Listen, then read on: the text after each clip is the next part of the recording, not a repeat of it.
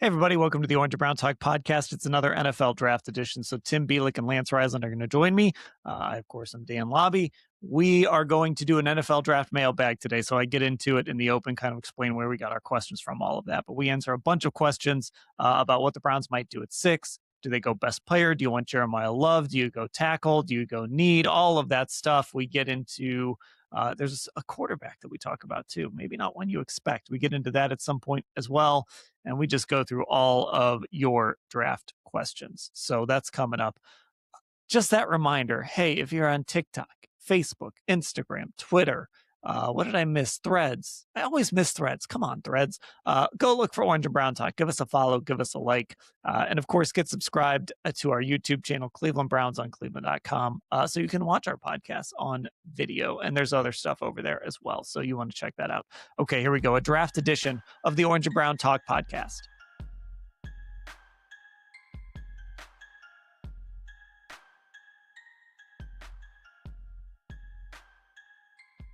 Hey, everybody, welcome to the Orange and Brown Talk podcast. Dan Labbe here with Lance Risland and Tim Bielik, yet another NFL draft pod. And today we are going all mailbag on our draft podcast. So we got questions from Football Insider subscribers mostly. Got some folks in our Orange and Brown Talk email as well that sent us questions. So we're just going all mailbag today, seeing what you guys want to know about the NFL draft and asking the questions that you want asked. So let's get to it. Let's just start with this question from our guy, Tom Bays in Charlotte, North Carolina.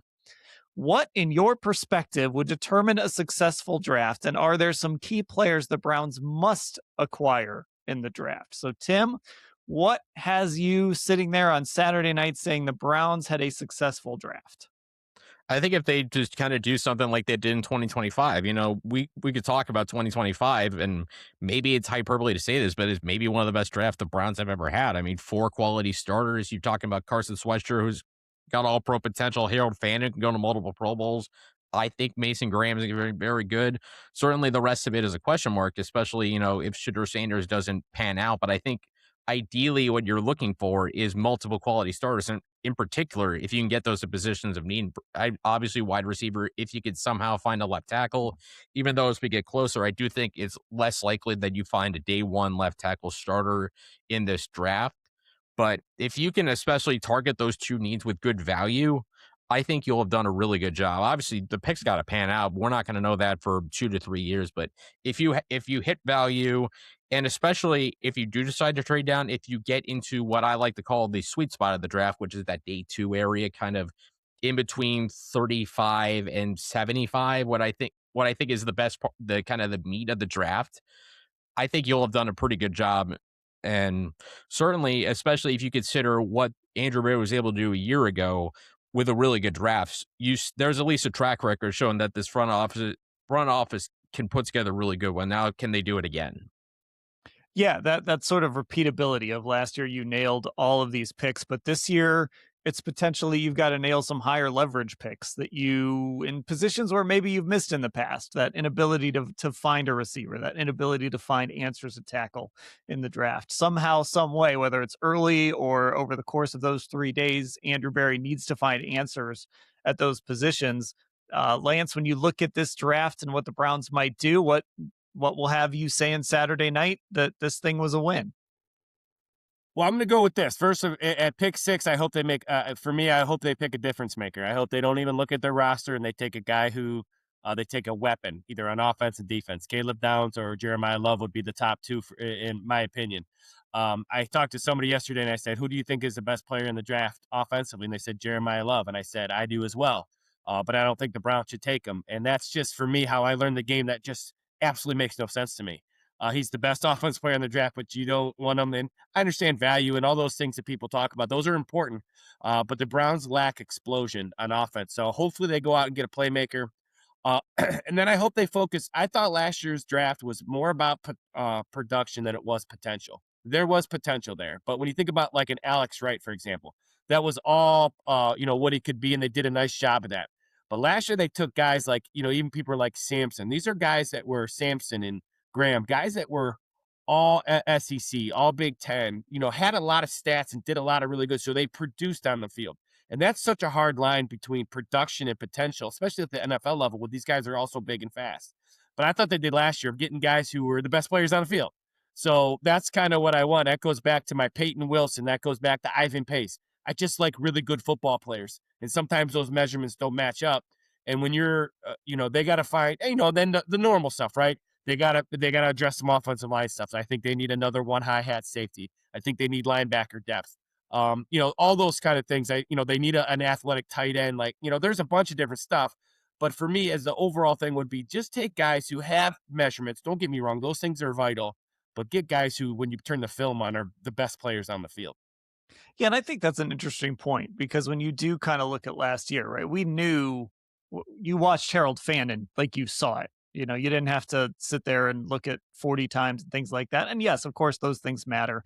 But when you watched Harold Fannin play, you knew that was a good player. When you watched Quinshon Judkins play, that's a good player. I think, Tim, to Lance's point, this idea of, you are always trying to project and you're always trying to figure out who's going to be better longer, and who are going to be the guys that are going to be around for a while. But when you put on the tape, when you watch these guys play and they're really good, a lot of times those guys get to the NFL and they can end up being really good. Yeah, it's just, if you see it on film, as much as I like talking about analytics, advanced numbers, metrics, things like that, nothing tells the story more than what a guy does on game day. Nothing tells that story more. And if you can't perform on game day, you're probably not going to, it's far more unlikely than not that it's far more likely you're not going to succeed if you're not already a good game day player. And Dan, like you said, with the top four guys they took, you didn't have to see much. You just saw a couple minutes on a reel and okay, these guys are legit. And maybe it's just a simple thing of just take good football players, and the more good football players you get, especially if they happen to be at premium positions, if they also happen to be at premium positions that you need, that's the jackpot. And if those guys turn out to be the things you need, then you can suddenly start to win. I know quarterback's going to be the unavoidable topic. Obviously, I personally believe that you're not going to find one this year. I really don't. Off topic, I really have a lot of issues with a lot of the day three guys. Maybe that's a topic for another day. But as far as just getting purely good football players, that's just a pretty safe, simple strategy. And it seemed like last year they pretty much did that. And really, other than not addressing receiver offensive line, you really can't argue with what they did. Much of what they did last year. I am a little surprised. We didn't really get many we got one quarterback question, and it was a pretty random one. We didn't really get many quarterback questions today. So I think that kind of shows you where Browns fans' heads are at right now when it comes to this draft and maybe what they'll do. But let's keep going down this road for you, Lance, because we got a number of guys, number of readers, listeners, whoever, maybe guys, maybe not. I don't know. They emailed in and they wanted to talk a little bit about your players over plays mentality. So let's get to, I'm just going to read through a few of these. Reed Mendelson. Too much talk about receiver O-line or O-line receiver in the first round. Like Lance, I pick the best available or trade the pick, players over plays. And then Brack Ballard says wide receiver and OT are the needs, but the draft is about stacking young talent and stars. How can you pass on stars for needs? So Lance, a couple of questions right there, some statements as well, right up your alley about this idea of, and you've been pounding the table for this. If Jeremiyah Love is sitting there at 6, just take Jeremiyah Love. Caleb Downs sitting there at 6, just take Caleb Downs. Go ahead, get on your soapbox. You kind of did a little bit earlier, but here's your chance. Get on your soapbox. Make your case. Well, it's just the idea when you feel needs, you're filling things for right now. So we need a tackle. Let's go get Monroe Freeling, even though I think he's a great talent.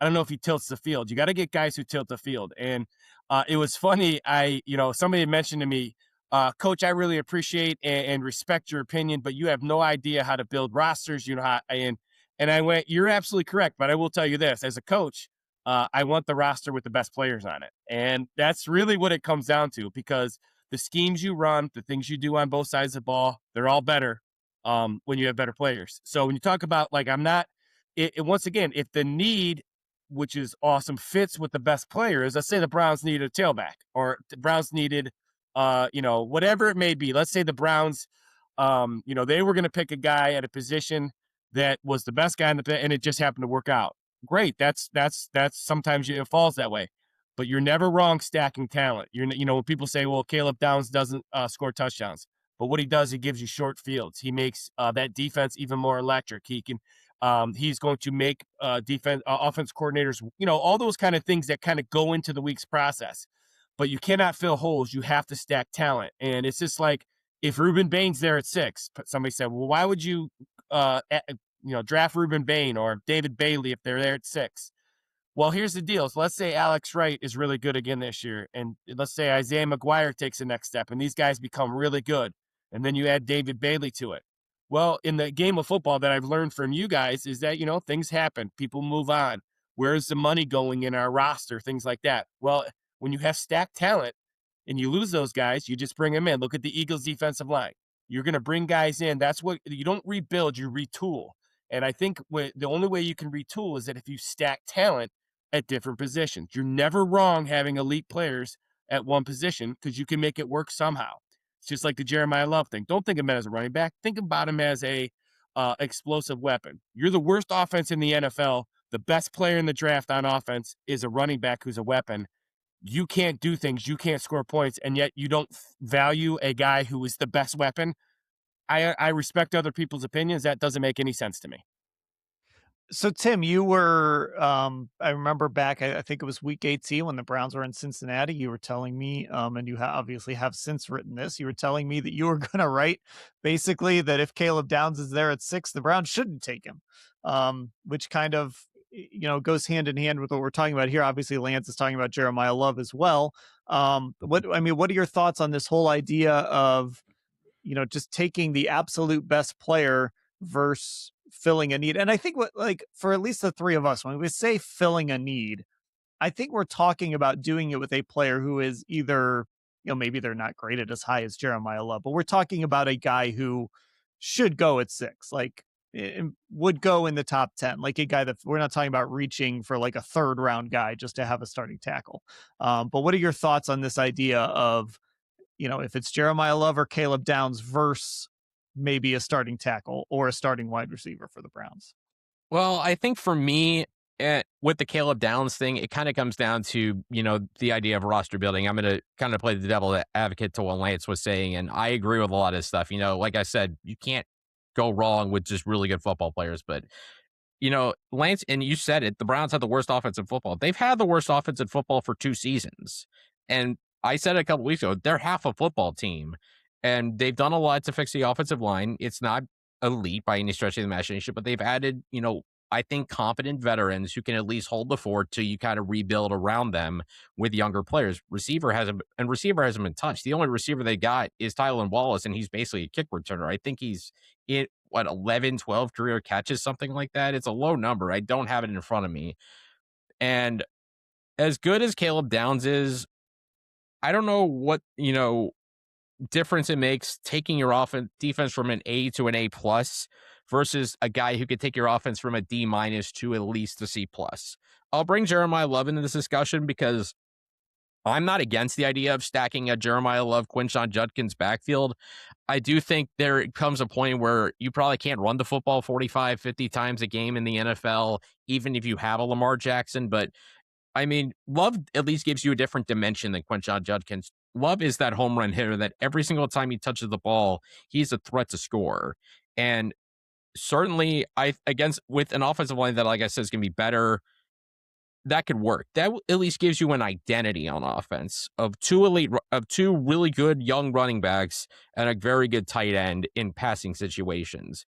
And then all of a sudden, maybe you see more single high sets, and then you get one more receiver, and boom, you're working with something here. But with Caleb Downs, how much does it doesn't change the calculus of a defense in this case. Like, the defense is already good. You're going to make it more good because then you're going from losing games 13-7 to maybe 9-7. Whereas, even if Carnell Tate, for example, is an A minus and Caleb Downs is an A plus, if Carnell Tate raises the floor of your offense from a D minus to a C plus, I'm willing to make that bet on a guy who can give me more of a complete football team, especially for a coach in Todd Monken who's coming in and he needs weapons. He needs something to make his offense work right now. Yeah, and again, I think it's an interesting discussion, Lance. Like this idea of adding a weapon like Jeremiyah Love to this offense. Do you almost view that as adding? No, he's not a wide receiver by name, but he is a guy you can have out there with Quinshawn. You can do different things. You can be creative with him. We know Todd Monken loves to do that stuff anyway. I think there's something to be said about like the Browns need a guy like that too. But the Browns also do need a tackle. And there are tackles who are worthy of being picked in the top 10, who are worthy of, who could be your whether it's the right side or the left side. These guys can be your eighth starting tackle for you for 5 years, 10 years. Like you're getting that guy's not going to score touchdowns, but if he's out there every game and he's your starting tackle and he's a Pro Bowl caliber player for 10 years, he's going to help you score touchdowns. Same with a guy like a Carnell Tate, right? If he's going to be your number 2 receiver, even for the next 5 to 10 years, that's still a really valuable piece. So I would agree with you if we were talking about reaching for like KC Concepcion over Jeremiyah Love, right? Or something like, or reaching for some third round tackle or just because you want to take a tackle. But I think if all things are graded equally or close to equally, and yeah, maybe Jeremiyah Love is up here and the best tackle in the draft is down here, but he's still a really good player. I would still have to lean towards that tackle or receiver. But listen, it would be exciting to throw Jeremiyah Love out there. Well, it's interesting with the thought process behind it. It's like when you're in a debate and you kind of, I think the best way to do it is like look at the other side of what your thoughts are. And for me, it's a no brainer. But when I look at like roster construction, when I look at player value, the thing that never ties into that, I think from a coaching perspective for me, is I'm trying to win week 1. And so I'm not thinking 5 years down the line. I'm not thinking maybe as I should sometimes. That's the GM's job. That's the owner's job. I get all that. But hopefully Todd Monken saying, you know what, I want to win right now. And there's no 2027. This is what I have to figure out how to win right now. And I need a guy when he touches the ball. So here's where Jeremiyah Love, if you take the word running back away from him, which I tell everybody to do, and you just put weapon, right? So as you say weapon, now you're talking about, well, what does a weapon do? Well, weapon becomes the focus of the defense. Jeremiyah Love becomes the best offense, even with Fano and Judkins, he becomes the best offense player, in my opinion, on the Browns. What does that do? That makes everybody better. That's going to loosen the box if he's in the slot. That's good. He can put him outside. He can run hitches and fades. You can motion him out. There's certain things you can do with him as an offensive coach. But for me, the idea of like, if it's like trading down. Last year, once again, there's a classic example of me being proven wrong. I don't like to trade down because trading down for me just makes no sense. And then but it worked last year. It was great. And they got a great haul and that makes sense to me. I'm just not smart enough and I'm not cute enough. And I just go, you know what? I got 6 guys I like. I got 6 guys that tilt the field if they're playing. Jeremiyah Love's one of them. And if he's there for the Browns, like I think Caleb Downs is better than Jeremiyah Love. I think Caleb Downs is a generational guy. And I think him and Love are the only 2 in this draft I have 6, but those 2 are really, really special to me. I don't know if you have a terrible offense and the best offensive player is available in the draft and you have a chance to take him, I'm going to pick him. That's all. So I think this next question kind of speaks to the balance here, and this is sort of what you're getting at, Lance, and it comes from the 937 area code. I would change Todd Monken's goal from winning to winning now. What do you think about a draft strategy that places emphasis on drafting as many high-quality players now versus acquiring draft capital for later rounds and next year? And I think this speaks, Tim, to there's always that kind of disconnect, I think, between coaching and GM, right? A GM always has to take a longer view, always has to think big picture, and has to think 5 years down the road. Will Andrew be here 5 years down the road? We'll see. You better hit on these picks. But he's always got to think farther down the road than the coach does. Whereas Todd Monken, in part, is sitting here just thinking, man, I want to be around to be in the coach's picture next year. I don't want to miss that coach's picture because I got fired. I want to actually be in that picture next year. So there is that disconnect. And I understand this idea of, man, just stick there and pick good players. But also you've got to be, I guess you've got to be a good steward of the organization long-term as the GM. And that's always going to be the disconnect, I think, between maybe what a coach wants and what a GM wants. Yeah, and kind of going to the specific question, I think this is one of those interesting drafts where I could trade down from 6 to say 9 or 10, and there's not much difference between who I could get at 6 and who I could get at 10. I don't think there's much of a talent drop off, say, from Carnell Tate to Mekhi Lemon, or from, Spencer Fano to the next tackle there. I think it's just that kind of draft where the value isn't that different. So if I can get the same kind of player I could get at, say, 9 as I could at 6, and still pick up a second round pick and get into what I think is the sweet spot of this draft, which is really in that second to end of the late third round, I think that's the sweet spot of this draft. Because I'm even pulling up Dane Brugler's list. Like, if I'm going into the 40s right now, 40s and 50s right now, I'm seeing guys like Brandon Cisse, the corner from South Carolina, who a lot of people think is the first round pick. Jake Galday from Cincinnati, the linebacker who I wrote about, incredible athlete, and a guy who can move down. Anthony Hill Jr. from Texas, former 5-star. And even going down later, you got Emmanuel Pregnon, the guard from Oregon, who I think should still be a first-round pick. Eli Stowers at 63. We could certainly talk about him a little bit, because I think there's a specific question talking about tight ends. But I just think this is a draft where, in a way, you can kind of have your own you can have your cake and eat it too, just because it's just that kind of a draft where it's not top-heavy, but the depth is pretty solid. And I will say this, because I know that we might talk about this as well. I don't think you're getting a first round pick in 2027. I don't think it's happening. Number one, because there's really nobody you could trade out for that I think is going to command that first round pick like Travis Hunter was a year ago. And number two, who is going to trade a pick in next year's draft? Which I know people say it's a generational quarterback draft. I think it's a generational draft, period. No one's going to want to give up a seat at the table in that first round without it getting a haul back in return. So I think, personally, if I'm a Browns fan, I'm putting the idea of getting a 2027 first-round pick out the window. Just my own opinion, knowing what's coming potentially next year. Just I do agree with the original comment. Just get guys you can get next year, and if you still have to figure out quarterback next year, figure it out next year. But right now, build out the infrastructure of your roster, and particularly your offense. It's a good time. Now's a good time to do it. I have thought about that. This idea of who is out there that would maybe be willing to give you a first round pick. And to your point, I don't see the teams that are going to be. To me, it's got to be a contender who has a high-ish pick. And so, like we're talking about the Ravens. Well, guess what the Ravens aren't going to do? Give the Browns a first-round pick. Under no circumstances would they make a trade like that with the Browns. A team like the Rams would be interesting, right? Let's say Jeremiyah Love is sitting there at number 6, and the Rams are like, that guy's the missing piece for us. Let's go get him. Maybe you could get a first-round pick from them next year, but then we're talking about what they hope would be the 32nd pick in the draft. So that's essentially a second-round pick. That I don't know how much that actually helps you, but I do think, Lance, the interesting thing here, and the point that Tim made there that I think is interesting, is kind of what happened last year. And that was Andrew Berry looked at that class, said there's 5 elite players, and he was only going to trade down to a point where he could still get one of those 5 elite players. And one of those guys was Mason Graham. So I actually think the two of you might agree on this a little bit. Like, if you are going to trade down, you can't trade down so far that you're still not getting a high quality player who can come in and be really good for you. You can't trade down to like 20. You've got to stay in a range where you can still get a really good player. And then it comes down to, is that trade down even worth it? So we'll see. I mean, I think, Lance, maybe you'll end up getting your wish, because there just might not be enough suitors out there to where they're just going to stay at 6 and pick the best, or maybe not pick the best guy there, but pick the best guy for them there.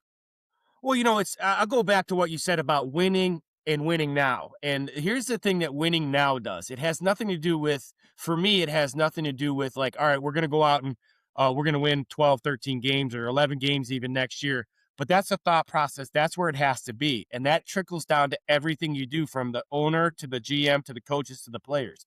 If your thought process is always winning, all right, we're not building, right? Obviously I agree with you. There has to be a big picture guy. There has to be a guy who is we're going to be the big picture, but this comes down to the coach, right? Because the coach is the guy, that's the head that falls all the time. And in the NFL, you all levels of football, you get hired to get fired. I agree with that. But if I'm trying to win now, that's going to dictate how I practice. That's going to dictate how I run my staff meetings. That's going to dictate how we do things in practice, how we get ready for games, how we take care of our bodies. All those things come with the idea that winning is the most important thing. And if winning is the most important thing, and now people always say, and I had a great discussion, almost argument yesterday. Well, when he says, well, you got to win, right? If you want people to think of you differently, you got to win. And the only way you win is to expect to win. Because when you expect to win, that's how you train. That's how you practice. That's how you draft. That's how you take care of your body. That's how you feed your guys. That's how you let all those things that go into being a football player. If winning is the expectation, that's what ends up happening. Everything else has to be secondary besides winning, because and really what I'm saying, though, it's not the actual W's and L's. It's, all right, I might not win every game, but I expect to win every game, and we're going to approach it that way. And that should be the same way in the draft. What helps us win week 1 this year? And if I'm a coach, I'm in there pounding the table for Caleb Downs and Jeremiyah Love, because that helps me win week 1. Now, if the guys who pay the bills, they say, we're doing this, you go, okay. But as a coach, those are kind of the non-negotiables where you say, this is how I'm going to run my team. When you guys are in the office, we'll be on the practice field. When you guys are doing your stuff, I'll be practicing. It's just from a coach's view, and I just think it's important that they start to turn the corner and think about winning now. It goes back to like the Matthew Stafford trade. They're going to win now. The Rams wanted to win now, and then it kind of carries over to good players, and you learn how to, I don't know. It just, for me, go pick good players, win right now. Is everybody doing whatever they can to win week 1? If they're not, then I think they're wrong. So we could argue about this for an hour. I would push back on this idea that you only draft a player to win week 1. I just don't think that's, now I'm not saying you have to draft a guy that's going to suck his first year. Like, we're talking first round picks. That guy has to be able to play. That guy has to be able to start, right? Like Mason Graham is not, I mean, hopefully this is not the final form of Mason Graham, right? Like, I thought he was really good this year. I think there needs to be more to him. When we look back at the end of the day for him to be the number 5 pick, I want that ceiling to be a little bit higher. And I think that ceiling is there, right? So, like, to me, when I'm drafting a player, I am thinking, especially in the first or second round, how does this guy help me? I've got this 4-year contract with him. It's cheap. How does this guy project 3-4 years down the road? I think you have to be cognizant of that in the draft process, even if it means, like, in that first week, or even for the first 8 games, or maybe even for a good chunk of that first year, maybe he's not as high an impact player as you ultimately think he has to be. I do think if you're drafting, there has to be projection involved, because if you only think about what helps me immediately, that's how you end up 3-4 years down the road. Like, you know what? This guy's an all-pro. This guy's going to be an all-pro for 5 years, and he's playing for them. And we've got a guy that's just like a C+ player. That would be my argument. Well, and once again, that's why you got to have, a little bit of collaboration, but who's the final call there, right? And that's kind of what I think sometimes I think teams go wrong, because the coach knows more than, in terms of what he's looking for in his scheme and what he does. And I guess my thought would be I would say, obviously I'm not a math guy, but if you thought about what you're thinking about and how I say we're going to win right now, those guys will probably be the same, because those guys are going to be the really good players. That goes back to like stacking talent, right? So you have 3 really good running backs. All right. Then you have trade value. You have all these other things that people like. I don't know. I just know that if, I'm thinking as a coach, what's going to help me win right now? And what's going to help me win right now is the best weapon in college football, which is Jeremiyah Love. And yeah, so he checks both of those boxes, right? Yeah. You'd be getting a guy that checks both of those boxes. He helps me win week 1, and he helps me win week 1 in 2027. Yeah, as well. It. Like, that's what you're looking for. Okay, let's move on. 330 area code. Actually, 315 area code. Sorry about that. We're going to talk tackle here. Why isn't Monroe Freeling the automatic pick at number 6, as the Browns have needed a left tackle since Joe Thomas retired? Tim, answer our guy's question here. Because I think Monroe Freeling in some ways is still a projection. I think I kind of had this thing pop in my head when I was writing my mock draft for Thursday morning on cleveland.com. I just don't think this draft has one of those surefire left tackle day 1 starters. And that doesn't mean you don't take one, but if you have the 6th pick, I feel like I need a little more of a sure thing than Monroe Freeling. I think he's really good. I do think there's also the hype of the combine kind of caught up, really kind of took off. And in the last few weeks, I think it's kind of come back kind of to where it is, where he's middle of the first round type of guy. And two things can be true there. So, but with Freeling, the reason I say he's a projection, he only has about 16, 18 starts at left tackle. Yeah, he's got one season as a starter at Georgia, and he's still only 315 pounds. I would like to see him get a little stronger and continue to develop more technically. Whereas, say, you take a Spencer Fano. I know there's the short arm conversation. That's Will Campbell all over again. I don't think any Patriots fan was complaining too much until the Super Bowl about Will Campbell being their left tackle. Because would you rather, in that case, have a guy that's got the experience of being a 3-year starter like Fano or Francis Maui Noah, where you have to take them over to left tackle? And yeah, I know there's a little bit of problems with Jed Will stuff, but I feel like those guys feel like different personalities than Jedrick Wills Jr. does. That yeah, they could be left tackles. In fact, even looking, Dane Brugler got actually Spencer Fano did start 11 games at left tackle. So he does have some experience there. And I don't necessarily care about the short arms thing, because if you can move that little extra quarter of a step, those arms don't really mean a whole lot. Honestly, I'm not an offensive lineman, but this is just my personal thoughts with physics worked in there. So would I rather take the tackle who's better, that I know for a fact is going to be a really good tackle, where I don't have to project much other than, maybe he has to flip some things a little bit. And you just put your kind of in the old school Urban Meyer philosophy, just put your 5 best offensive linemen out there and figure it out, rather than just always going for the pure left tackle archetype? Or do you take your chance on a guy who's right now, as good as he is, he's still a projection?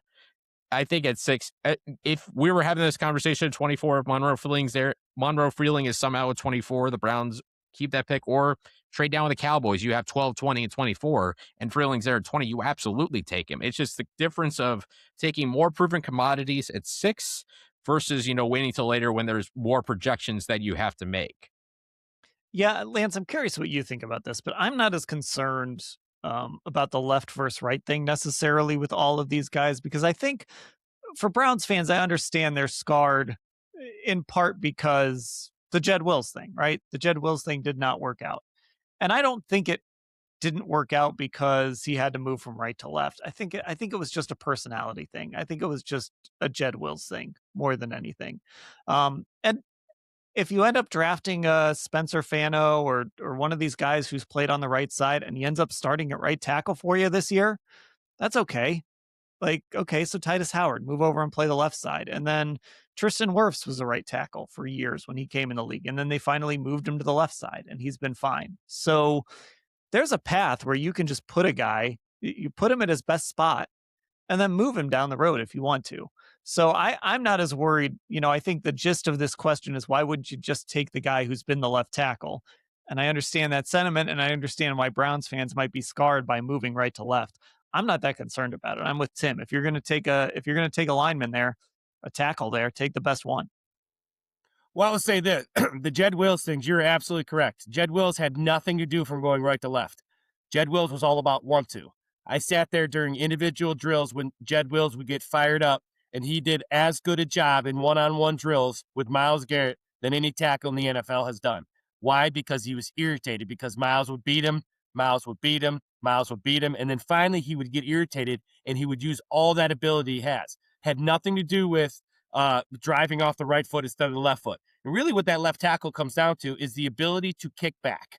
The ability to kick back. So if you are at the left tackle, you're kicking back with the right foot. That's your kind of your drive foot.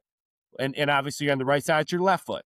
So it's really because in the run game, whether it's gap or zone, you step both ways. You step right, you step left, you jump set. Really what it comes down to playing that left tackle is your ability to kick back against the top pass rushers in the league. And not only does it have to be great athletic ability, there has to be great want-to. It's also like you have to have that like corner mentality, knowing that Myles Garrett's going to get you, but you just got to keep fighting and you got to keep going. So I'm with you, and I'm with Andrew Berry on this one, and I'm very critical of him all the time. But the idea, a guy going right to left, I think he can, because athletically, that's what they're looking for. And it really comes down to, that's why I think they have such struggles with offensive linemen. Analytics don't measure 1-2. Analytics don't measure how nasty you are. Analytics don't measure how you push yourself on day 4 of 2 days. That's all stuff that's internal. So, and the combine doesn't measure that, and interviews don't measure that, because kids will always say what you want to hear. It's when you're down. It's when that 5th day where you're going against Miles. Tristan Wirfs would fight Miles every single rep, probably lose most of them, but would fight him every single rep, and that's the key to playing offensive line for me. So, I'm not big on the right left thing. Put your 5. You guys said it best. Put the 5 best guys out there right now. Don't stretch. You can bump Elton Jenkins out there. He'll be fine. It's just it's the 1-2. The guys they brought in have pretty good 1-2. And to kind of piggyback off that a little bit, this isn't 2007 where the left tackle was so much more important than the right one. The way the edge rusher has developed, where defensive coordinators now move them all over the place. You can move them left side, right side, over the middle. It doesn't matter. That kind of has knocked down the importance and the specific skill set of the left tackle maybe down a little bit. And then also raise the importance of the right tackle, where now you need not only 1, but 2 good tackles. So in essence, yeah, they used to have to do different things. It's a hard mindset to kind of get over, because we've been conditioned to the idea that the left tackle's been the blindside guy.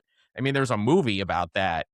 But nowadays, I think it's just so different because of the edge rushers, because of how mobile quarterbacks are to begin with. You have to be mobile, otherwise you're not going to be probably not going to be a good quarterback. So now it comes down to balance on the offensive line. Yeah, who was your most important offensive lineman when you played the Steelers? It was Jack Conklin, because TJ Watt lines up over Jack Conklin. So these guys line up at different places. Some of them do line up exclusively on that right side over the right tackle. So it's not. You're right, Tim. It's not like it was when that book came out and that movie came out, and it was like the blind side is everything. It's just the game has evolved, and these pass rushers have evolved. So this one from the 330 area code. Is this draft deep enough where the Browns could draft a wide receiver at 6, a tight end at 24, and an offensive tackle that could be plugged in at number 39? I think there's a lot of Browns fans out there, Tim, that would dream about that type of draft from this team, because it is just supercharging the weapons. And then if you can find that tackle in the second round, maybe the phrase you used earlier, maybe you can have your cake and eat it too here. Yeah, so receiver 6, absolutely. Carnell Tate, or even if you want to go slight reach, I guess, based on what the experts think. I know Lance wouldn't consider this a reach. I don't necessarily consider it as much, but Mekhi Lemon at 6, I think that would be interesting, just because I'm, like I've said before, I don't care about the size. It's how you win, and Lemon wins so many ways. Offensive tackle at 39. Yeah, you could definitely do that. I don't know if any of these guys are going to fall. I don't know if Caleb Wamu is going to slide to 39, Blake Miller, Max Ihanachor. I was pronouncing his name correctly at the beginning before the podcast, so I apologize if I get it wrong right now. I don't. Those guys could be there. I can vouch for that. He nailed it before the pod. Yeah, I think it's Ihanachor. So I'm just getting off Dane Brugler. So certainly those 3 guys could be there at 39, tight end 24. The only way that happens is if Kenyon Sadiq falls, and I don't think that's going to happen. I'm not using as much as I like Eli Stowers from Vanderbilt, who's just an athletic freak of nature, maybe even more so than Kenyon Sadiq, which is crazy to think about. That value is not going to match for Eli Stowers at 24. And I don't think Kenyon Sadiq falls that far. I look at teams like the Rams, who, they're one weapon away from winning a Super Bowl. They just lost to the Seahawks in the NFC title game, which, if we're being honest, was the Super Bowl last season. I look at the Carolina Panthers at 19. They had a surprise season. Why not give Bryce Young another weapon to go with Ted McMillan, who was a home run as a rookie? Are the Ravens going to be looking for their heir to Mark Andrews, at number 14? I would be shocked if Kenyon Sadiq fell to 24. And I do see the vision, though. I see the vision of a Carnell Tate / Mekhi Lemon, Harold Fannin, Kenyon Sadiq offense. I see the vision, and it absolutely intrigues me to no end. But that said, I just don't think that's realistic. But I see what you're going for, and I kind of like it. Lance, this is sort of right up your alley a little bit, like just this idea of weapons, right? Look, the receivers on this football team right now, if they were to play a football game tomorrow, Jerry Jeudy would still be the number one receiver, and it would be Ced Tillman or Isaiah Bond as your number two guy. And like, clearly, it's not good enough. The weapons are not good enough. Harold Fannin is something. Quinshon Judkins is something. I think those are two really good players. But like, yeah, just supercharge this offense with weapons. If there's a way that they can do that and maybe get a tackle later, that would be interesting. Is there a tackle you like, a second round guy? Well, yeah, I would say this to this person, right? 330. Go and get yourself Jeremiyah Love at 6. He's the weapon. You don't want a receiver, but he can play receiver. He can run the entire slot, and he's the number one explosive guy. So there's the number one weapon. Then I'm going to switch it on you. I'm going to go second round. We're going to go, instead of the tight end, we're going to go with the tackle. We're going to either Monroe Freeling slips down because people have some questions, or you go with Maxi Iheanacho, who is a special talent, right? And talk about a guy who has great feet, raw, all right. And then at 39, go get yourself Oscar Delp. Even though it's a reach because people don't like him, I like him. So we're gonna get a great athlete up front, right? We're gonna get the number one weapon in the draft, right? And then we're gonna get a tight end that is probably a little bit, maybe should go a little bit lower, but is perfect in the Monken system, which makes his value even better. So we're just going to switch to tackle and tight end for that person.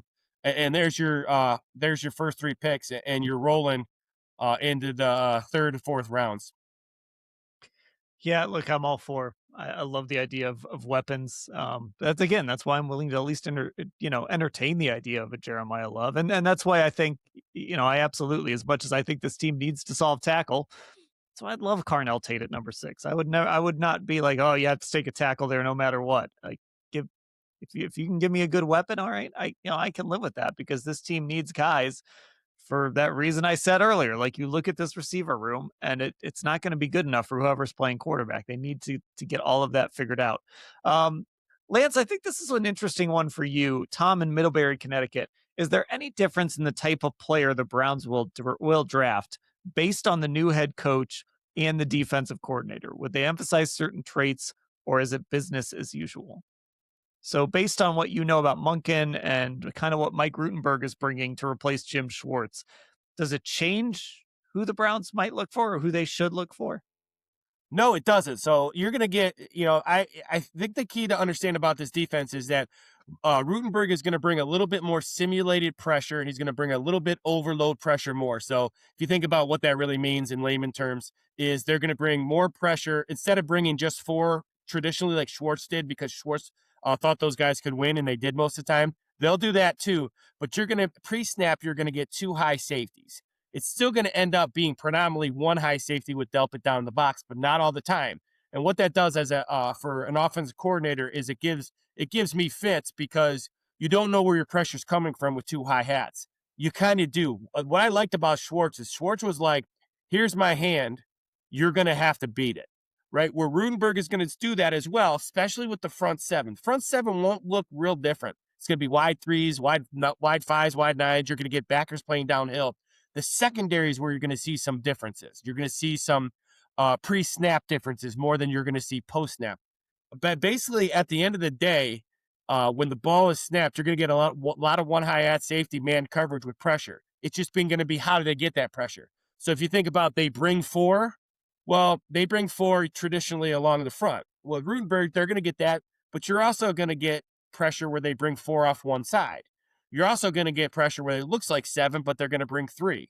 And just some different things, but it's all window dressing to kind of get to this foundation of man coverage. So the people they draft will still be the same things: defensive linemen that can one gap penetrate, linebackers that can tackle and run downhill, corners that can play man, safeties that can play both the 1 high at safety and down in the box.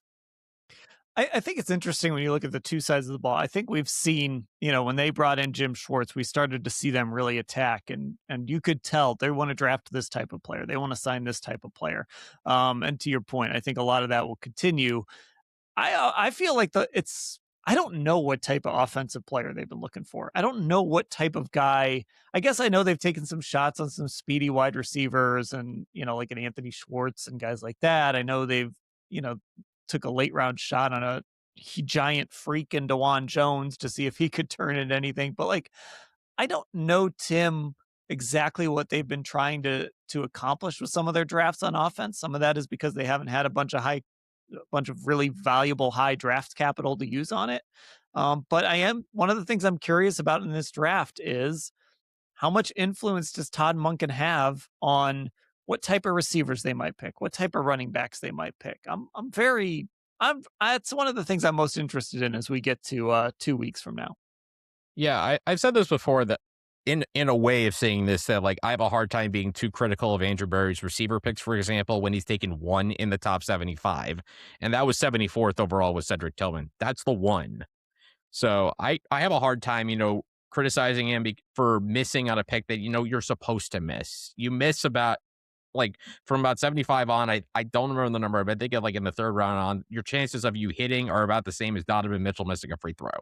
So you're supposed to miss. So I think going to the Todd Monken thing in particular, I was just thinking as you guys were talking about, what Todd Monken had at Georgia. He had Brock Bowers. He had, a really great offensive line. He had Ladd McConkey. He had A.D. Mitchell. So that right there is one of the best tight ends to come out in recent memory, and two receivers that win the second round of their respective drafts. So, and then when he went to Baltimore, they got Zay Flowers, and then it was a year. My timeline might be off. I think Zay Flowers was 2023, I want to say, and 2023, 24, and they also had a Derrick Henry. Yeah. So because Bateman was the Bateman was newcomer. 21. Yeah. Kyle Hamilton was right. 22. So yeah, because that was the AFC Championship game where Flowers played. So I think that was 23. And then the next year they got Derrick Henry. So I look at it as Todd Monken understands that, for the scheme to work, you also need talent to work. And it felt like Kevin Stefanski was kind of always like, the scheme will work. Just give me, I don't need superstar talent. The scheme will work.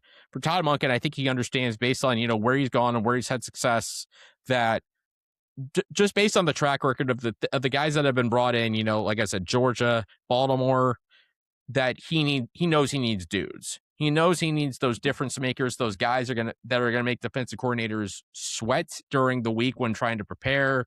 Because right now the Browns don't have enough of those guys. They don't have enough of those guys where it's nightmares to plan for. That if you take one guy away, oh, here's the other guy that's going to be the issue. They don't have that. So that for me is why I kind of think why I keep leaning towards why this should be a more offensive heavy draft is because Todd Monken understands that to win the games that he wants to win, he needs his offense to be able to function. And for his offense to function, you need really good players on that side of the football, particularly at wide receiver. Okay, let's move on through some of these questions. I did say there was going to be a quarterback question, and this is a we're not talking about Drew Aller. We're not talking about Garrett Nussmeier. We're not talking about any of these guys from the 561 area code. This person wants to know, is there a chance that Taylon Green might be a pick in the middle rounds? Tim, you said earlier you don't really like any of these quarterbacks as day three guys, but is he the type of guy that if you could get him on day three, you would take a flyer on? I would, in the sense of you're trying to create a change-up if you're Todd Monken. And when I say that, I look at three guys in particular, Taylon Green, Cole Payton from North Dakota State, and Haynes King. They all kind of meet the change-up requirements where if you're looking, especially if you take Jeremiyah Love, then you can open up a whole new can of worms with essentially what we saw the Browns do with Quinshon Judkins, reinventing the Wildcat with him. Why not do that with a guy in Taylon Green who's 227 pounds, runs the 40 in 4.36 seconds, and had about 2,400 yards rushing in his career between his time at Boise State and Arkansas. So I think, as a thrower, I don't like him. It's kind of the same with Cole Payton, who I think has some flawed mechanics and has started fewer games than Taylon Green. Haynes King, I know Lance and we've talked about him before in here that he's got some Taysom Hill to him. But I think if you want to it's not a bad option if you believe in the creativity. If you're looking at win now guys, like what does Taylon Green do right now? Well, he changes my equation as a quarterback. It suddenly makes it, and it creates that extra guy that you have to account for in running situations. So maybe that's something you sprinkle in 3 or 4 times a game, and that gives defensive coordinators Another little thing they have to worry about, that even if they spend an extra 20 minutes in practice or 30 minutes, that's 30 minutes you take away from preparing for Harold Fannin or Quinshon Judkins, because you have to worry about when do they break out this gimmick. And it kind of is a gimmick, but why can't you win with gimmicks? I mean, when I say the walkout, remember the Dolphins won the division title, I think it was in 2009, but they rode the Ricky Williams Wildcat to I believe it was a division title in 2009. Yeah, it's short-term stuff, but if you're looking to find ways to win, why not try and, just throw the changeup out there and come up with something that's different and unique, and you feel like can at least at times, once in a while, you go to that well and maybe it's there for you. I love the idea of adding a quarter. Like if you're not gonna add a quarterback who's gonna come in and compete, right? So if you're not gonna go draft, if you don't think Garrett Nussmeier can be that guy, or if you don't think Ty Simpson can, whoever, like one of these guys who's probably a day 2 pick, maybe early day 3. If you don't think those guys can come in and compete for the job, but there's a quarterback sitting there on day 3. The Haynes King thing is awesome. I've long thought, like, man, somebody should just draft him and put him in the Taysom Hill role. Lance, you're the coach here. I always have thought that teams are too beholden to this idea that you just never take your quarterback. You never take your starting quarterback off the field. And I feel like I understand it if it's Tom Brady or Josh Allen or Patrick Mahomes or, one of these guys that, like, yeah, I get it. You don't want to take that guy off the field. But I don't know, man. If I can bring in a guy like a Taylon Green and I have him for cheap and he's standing on my sideline and I can bring him in the red zone every now and again, or I can use him in different packages for 10 snaps. Like, can I get 10 snaps out of this guy that are going to make the defense when he runs on the field have to think for 2 seconds? Okay, what do we do now? I think there could be value in having a guy like that on your roster, especially on a team like this where we're talking about Deshaun Watson and Shador Sanders at quarterback. I'm not saying bring him in and start him or even let him compete. I'm saying bring him in and have him be a very specialized weapon for you. I think there would be value in that. Well, I will say this. I'm not on board for bringing in a guy just for that. I think you do things like that with Harold Fannin. You have guys who are athletic enough to do that. And for me, I want to go get weapons. If I'm going to pick, I think this roster is so depleted on offense. I think there's enough good receivers who are B and C's that can be pretty good in a Monken scheme. Now, when you talk about, Tim was talking about, Kevin Stefanski's offense, and I think he did a great job. It's a system-based thing, like you said. So, unfortunately for a system, right, the system means all spokes in the wheel have to be good. If all spokes in the wheel aren't good, the system is messed up.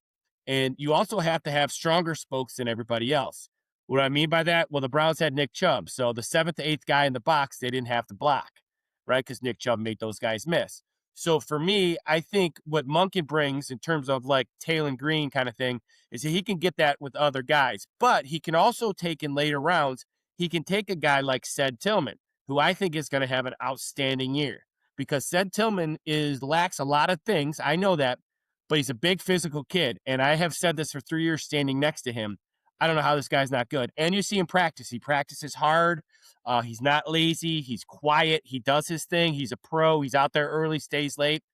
I think with Todd Monken, they're going to use him what he does. Sure, he does a lot of things very, very poorly, but you can use he's an outstanding athlete. He high points the ball very well. Curls, digs, posts, red zones, bang eights, things that he's had success with. That's what they'll do with him.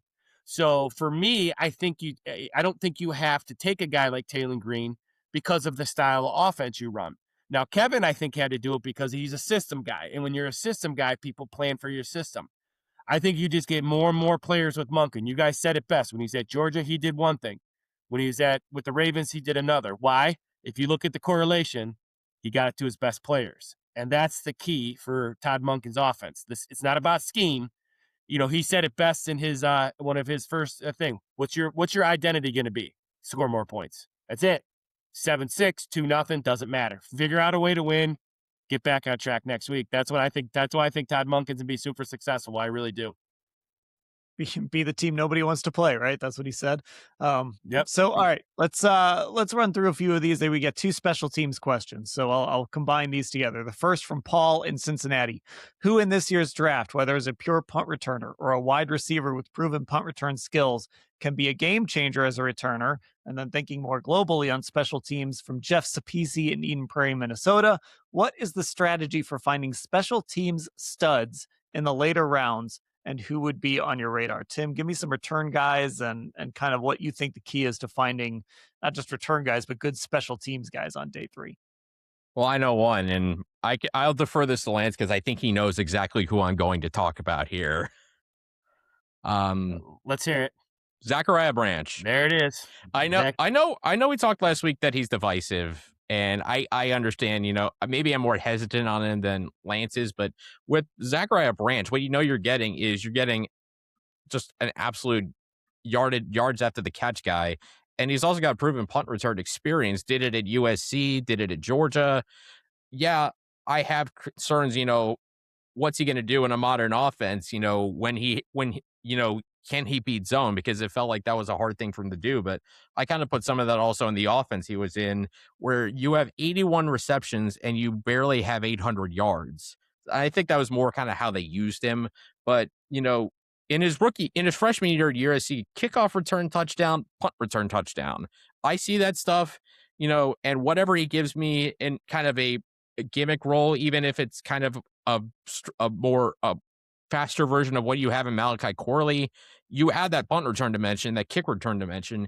And if you have a guy that, anytime he gets a return, gets 10 yards, gets a first down on the punt, gets a free first down at the punt return, that's absolutely a weapon for you. And that right now, again, kind of go back to the Taylor Green thing. I think if you're Todd Monken looking at, and Andrew Burnett looking at guys, you want to look for every advantage you could possibly get. And if you can get a receiver in the 3rd round who, you have to construct things in offense to fit him, but can also be a weapon on special teams where he can if he can return a kick 40 yards or a punt 15 yards, you save yourself some yardage and make it easier for you to score, which has been a problem the last 2 seasons. It kind of at least fits potentially one problem. And then if you can get something else going on offense where he could be productive and be, a 500 to 700 yard guy, score about 4 to 5 touchdowns a season, you take it. Yeah, and look, I don't think the Tylan Wallace edition necessarily precludes them bringing in, having one of these rookies win that job, or having a draft pick win the job, somebody else win that job. I don't think that contract. I don't think there's any guarantee there that he's going to be on the roster. I haven't looked into that contract a ton, but I think there's going to be competition there. And Lance, returners, but just special teamers in general. And I know you love these day 3 guys. Day 3 is your day of the draft. So give me some special teamers, man. Give me some guys that Byron Storer is going to be, licking his chops to get on this roster. Well, a guy that one talks about, he's not a huge return guy, but a guy who has those skills. Zachariah Branch is my number one, but a guy like Skylar Bell out of UConn, he's a guy that has those twitchy kind of thing. Omar Cooper can do it. If you think about, again, even if you go with a guy like Jeremiyah Love, you don't think about him as a running back, you think about him as a weapon. Well, the Browns have to create better field position. And again, this will go back to my idea of why you stack talent. You stack talent because all of a sudden, if you're loaded at running back, now Jeremiyah Love, you got to find touches for. All of a sudden, he's your punt and kick return. He creates short yardage fields. That helps your quarterback. All of a sudden you get up a couple touchdowns. Now your defense is better because now they get to pin their ears back. I've said this for 2 years. Think about how good this Browns defense is going to be if their offense does their part. They've done it with the offense not doing their part. So Skylar Bell, a guy out of UConn that I just love. Casey Concepcion could be a guy if you take him. He's sudden, twitchy. I used to call my Wildcat, I used to call joystick. The idea of guys who are just hard. You lose a game of, game of tag in a phone booth with these guys. That's the kind of guy you need on those kick returns. Guys who are fearless. Guys who get vertical first. And then going back to like the initial question that person asked about how do you get better on special teams? Well, there's 2 things. Special teams. This was when I lost Bubba Ventrone, who I really, really liked. But when he came back and said, this is what we had to deal with. I disagree with that. Special teams is one of those things, talent, even at the NFL level. Let's remind you, everybody at the NFL level is the best football player any of us have ever seen. The guys who that don't make the team were the best players on their college teams, right? These are elite, less than 1%ers. So for me, it's all about making sure that when you draft guys, you get draft. That's why the winning now is important, because what I've noticed is that guys who want to win now, they're very, very itchy. They're very, very irritated. They're looking for chances to play. So that you look for guys that say, I used to say this to kids all the time. You're not playing because you're not as good as the guy in front of you. Prove me right or prove me wrong. And you do that stuff on special teams. You do that with guys who want to play, who have want to. And then you get a coach who lines them up correctly. So not only that, but, once again, it's always thought about offense, defense, and then special teams. It's got to be offense, defense, special teams. They're all together. There's 3 phases and they're equal. So the other thing I would say, the way you get better on special teams is what they did at the end of last year. You start putting some dudes on special teams, right? You start putting your guys who are playing one way, put them on punt, put them on kickoff, right? That's what you start doing on special teams. And then you make guys earn it. And obviously that's why you got to stack talent, because you got to have talent who's not starting so they get out there on special teams and make plays for you. Yeah, that was one of the things. Like I gained a lot of respect for Grant Delpit last year, really wanting to play on special teams. And that can be hard. Like it's hard to go to those coordinators and say, "Hey, give me this guy," or "Can I have this guy?" Because the last thing Mike Rutenberg or somebody else wants is for Carson Schlesinger to turn an ankle, covering a kick or something like that. But sometimes that's what you need. And look, Lance, I think the big thing on day 3 of the draft, though, is I look at a guy like Mahmoud Diabate. Obviously, he was not drafted. He was an undrafted free agent, right? But a guy like that, ultimately, it kind of ran out, kind of ran its course. He probably got overexposed playing too much defense, but you got some good years out of him as a special teamer. And I think when we're talking about day 3 guys and undrafted free agents, that would be awesome if you find some diamond in the rough starter. But if you give me a guy that's going to be a core special teamer for 3 or 4 years, to me, that's a win. Like that's a win on day 3 of the draft. When you talk about guys you want on your team, right? Guys you're drafting, the guys who you draft, JOKs, the Schlesingers, these guys should want to play special teams, right? And people always say, why would they want to? Because if I'm a defender, if I'm Carson Schlesinger, I want the offense to go as far as they have to go each time they get the ball. That's why we always put our starters on kickoff. We would tell our starters, you can play. You're either going to be on the punt team or you're going to be on kickoff, because those are two special teams that cost you wins. Every other one does too, but those, the stats 80 to 90% of the time at any level of football, if you block a punt or return a kickoff, you lose the game, or vice versa, you win the game if the other side. So we always put our starters on there, but it's the mentality again. It's the win now mentality. It's that I don't care if you put. I'm not feeling slighted because I'm being put on special teams. I am a dude, and I'm going to be on special teams because I'm the best player. Those are the kind of guys that they have to continue to draft. Guys who don't think of it as a slight. Guys who are like, that's another rep for me. I don't care. Let me get out there and play. There's guys like that. Schlesinger's one, Delpit last year. These guys that, it only helps them. So that would be my thought on special teams. It's all about get lined up, be fundamentally right, and play with your hair on fire. Okay, this one just came in. Oh, not just came in, but I just checked the inbox and saw it. So we'll wrap up. We might quick fire a couple of these, but we'll definitely get this one in here. Derek, Washington, D.C., we talked about tight end. Tim, how big of a priority is it for the Browns to draft a tight end this year? I think about medium priority, because you have Harold Finn and you also have some depth guys in there. I mean, if you could find a tight end too, like if you decide Eli Stowers is worth that 2nd round pick, then you can really have some, extra dimension to the passing game. I do think, I'd still press more for receiver more than tight end, but I do think you at least want a guy who can fill a couple roles. I mean, if you can get a guy who, maybe is not much better than what Harrison Bryant was, in round 4 or 5, I think you can live with it, because it felt like he was a guy who, while he wasn't spectacular, he was solid in a lot of different areas. And I think with the Browns, Harold Finn is your clear tight end number 1. There's no question about it. Maybe you need more of a guy who's more of a blocker as your tight end number 2. Maybe you need a guy who can be that check down option as your tight end number 2. A guy who can wear multiple hats, basically, I think is the best way you can go. So maybe that's more of a day 3 type guy than a day 2 type guy. And certainly, I just think Todd Monken with like weapons, weapons of any sort, because a guy with his kind of creativity, just give him the highest quality set of tools possible and let him go to work to construct something.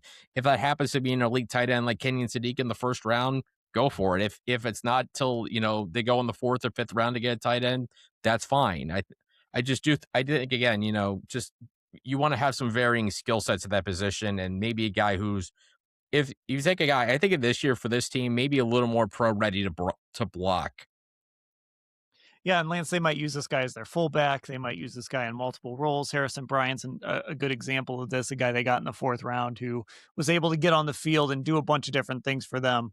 Aside from, maybe the guys you might like as high impact guys in the first or second, even third round, you can find somebody on day 3 at tight end who can probably come in and help your football team in some way. Well, there's a couple of different ways that Monken. So basically, 12 personnel. For me, I look at it this way, and I might not be thinking like Monken, but they signed Stull, they re-signed Whiteheart. So now you have two guys that can put their hand on the ground, do the dirty work. Obviously, they have Harold Fannin. Harold Fannin is an outstanding receiving tight end, but if he can put his hand on the ground a little bit, and they can get another guy like a Harold Fannin that can put his hand on the ground a little bit, that's what 12 personnel does. So when I look at like a perfect fit that'll be around day 2 or day 3, besides Oscar Delp, I think of Michael Trigg out of Baylor. Why? Because he's so athletic, 6'3", 240, 250, can really run. Now you have to decide if they're in the game. This goes back to the old Patriots. If you go 12 personnel with Fannin and Trigg, if they can both block just enough, what do you do defensive personnel-wise? You say regular, or do you go nickel? If you stay regular, then you got safeties and linebackers on those two guys. You go wide. You can get in doubles. You can do whatever you want personnel-wise because of what they brought in personnel. Then they bring in nickel. Now you run the ball down their throat. But what you've also done is that if you make them go nickel because you've run it, now you've taken that guy out of the box. So those type of guys in 12 personnel dictate. That's how you establish the run. If you don't have Nick Chubb and Wyatt Teller who are going to knock everybody down, then you got to block 5 or 6. You can't block 7 or 8. So that's what 12 personnel does for you. It gives you that advantage of saying, hey, you want to go regular or throw it? You want to go nickel or dime? We're going to run it down your throat. Because now, if you go nickel or dime, it's lineman on lineman. And that's what you want as an offensive coordinator. I got 5 offensive linemen. I got 5 hats in the box. I think I can run the ball pretty well. So a guy like Michael Trigg, I love because he's a big body guy, not a super blocker. And once again, I'm not saying these guys are going to be murderers.